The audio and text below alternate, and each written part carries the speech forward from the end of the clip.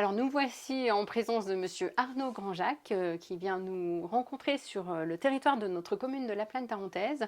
Je vous laisse vous présenter, monsieur Grandjacq. Bonjour Madame Gentil, donc je suis responsable du pôle tourisme montagne inventif de l'université Savoie-Mont-Blanc. Et en fait, je viens aujourd'hui parce qu'on a noué un partenariat avec la commune de La Plaine-Tarentaise et le but de ce partenariat, c'est d'arriver à cerner la manière dont se déroule la vie sur le territoire dans le but de pouvoir assurer la cohésion au niveau de cette commune nouvelle.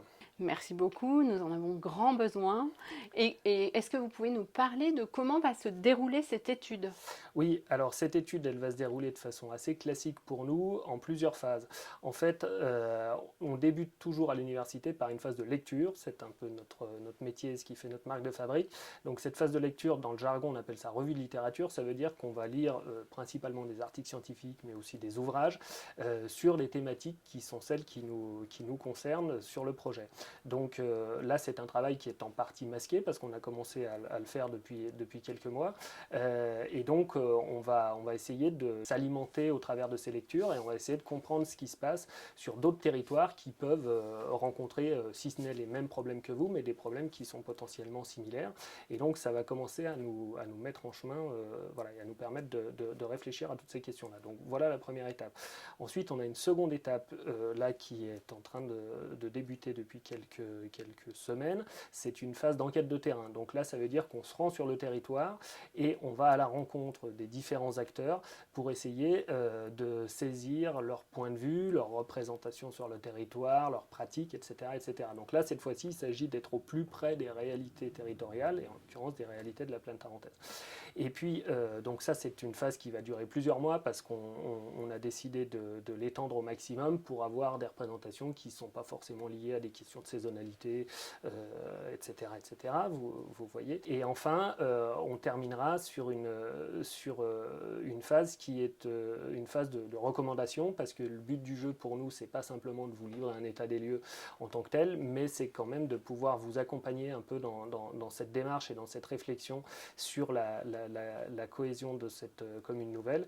Et donc, voilà, sur la base d'un mix entre les enseignements de la revue de littérature et puis les enseignements de la phase de terrain, et ben, on va essayer d'avancer avec vous sur des recommandations qui, j'espère, seront les plus opérationnelles possibles. Merci monsieur Grandjacq pour ces précisions. Est-ce que vous êtes déjà intervenu sur d'autres collectivités et comment ça s'est passé et quels ont été les résultats? Alors, par rapport à ça, le pôle tourisme, c'est une structure qui a 6 ans maintenant. Et en fait, c'est notre vocation depuis le début, d'accompagner les territoires dans leur réflexion prospective ou dans leurs efforts stratégiques. Donc, si je raisonne sur le territoire de Savoie-Mont-Blanc, effectivement, on a un certain nombre d'expériences. Alors, pour ne rien vous cacher, on n'a jamais été saisi en tant que tel sur des questions de cohésion telles que vous nous les avez posées. Mais par contre, il nous est arrivé de croiser ces types d'enjeux-là par rapport à des sujets qui n'avaient au départ rien à voir. C'est-à-dire qu'on a réfléchi par exemple sur une communauté d'agglomération qui était en train de se monter et la commande, elle était plutôt sur les leviers de l'attractivité. Mais en même temps, comme la communauté d'agglomération était assez fraîche, et ben, si vous voulez, on a eu ce type de frottement avec des administrés ou des usagers qui n'étaient pas forcément tous favorables, qui trouvaient que l'ancien système avait du bon, etc. etc. Donc voilà, nous on travaille plutôt sur les questions d'attractivité et de tourisme, mais en fait ce dont on s'aperçoit aujourd'hui, c'est que les questions de tourisme, elles sont toujours mêlées à d'autres thématiques, elles sont mêlées à des Bien sûr. questions de qualité de vie pour les habitants, elles sont mêlées à des questions de développement économique, etc. etc. Donc finalement, vous nous posez une question qui est stimulante pour nous, mais qui n'est pas totalement une découverte non plus. Elle prend juste une place plus importante que d'habitude. D'accord. D'accord. Qu'est-ce que concrètement cette étude elle peut apporter à nos habitants ici à la plaine tarentaise? Alors, pour vos habitants, je pense qu'un des intérêts de l'étude, c'est qu'on va, comme je le disais tout à l'heure, au cours de la phase terrain, on va se rendre auprès d'eux et on va essayer de recueillir leur point de vue.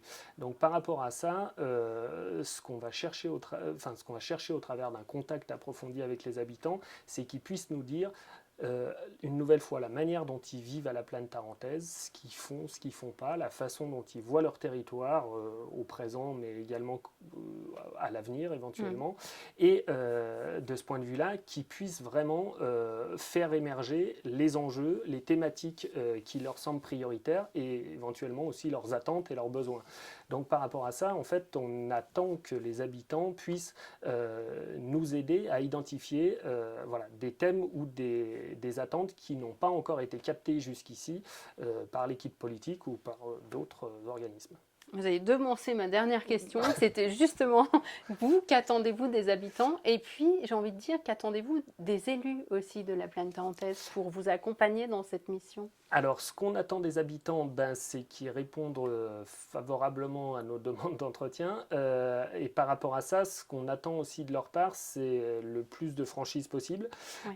C'est le fait qu'ils puissent nous dire, enfin, nous donner vraiment leur point de vue dans le détail, même s'ils estiment que ce point de vue n'est pas nécessairement en accord avec la ligne directrice. Et pour nous, c'est vraiment important parce que c'est cette franchise-là qui va nous permettre de rendre le portrait de territoire le plus réaliste possible. Et par rapport à ça, voilà, on peut les rassurer sur un point, c'est-à-dire que nous, l'enquête reste anonyme. Donc on va faire des entretiens avec eux qui sont des entretiens assez longs, c'est-à-dire qu'on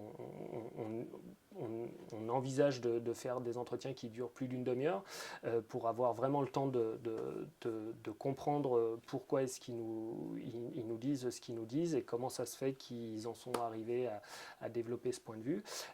Et par contre, par rapport à ça, une fois que l'entretien est fini, nous, on le retranscrit, on le rend anonyme et après on l'analyse. Mais ça veut dire que quand on vous présentera l'analyse, les propos des uns et des autres ne seront pas personnels et donc du coup ils peuvent vraiment nous donner le fond de leur pensée. Donc ni personnel, anonyme et ni modifié, bien retranscrit dans les termes.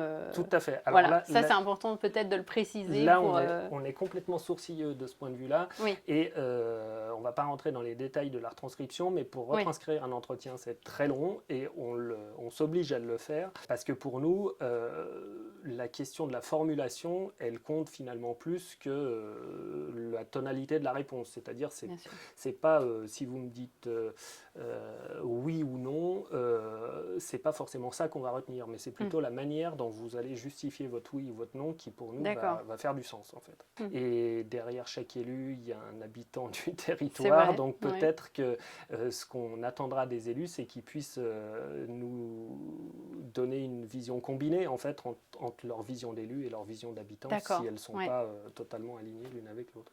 Merci beaucoup, Monsieur Grandjacq, pour toutes ces précisions, pour avoir répondu à nos questions et pour être venu jusqu'ici à la plaine tarentaise.